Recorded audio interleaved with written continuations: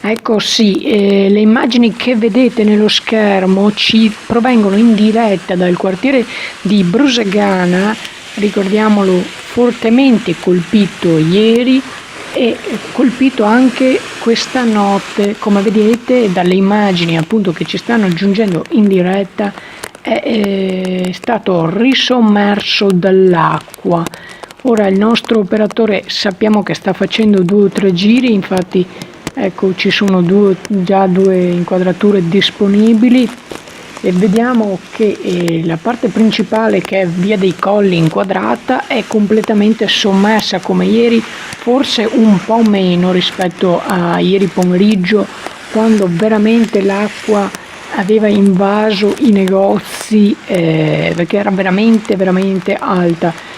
In questo caso forse siamo a un livello minore. Comunque il temporale sembra essere per il momento terminato. Potrebbero esserci ancora degli strascichi nelle prossime ore e ci giungono notizie che abbia fatto qualche danno anche nei comuni limitrofi, quindi stiamo parlando sempre di Selvazzano e Abano, anch'esse colpite ieri.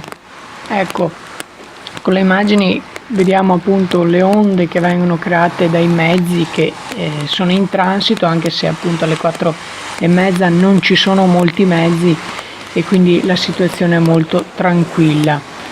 Va bene, con le immagini possiamo tornare in studio, ci torneremo a collegare con Brusagana più tardi.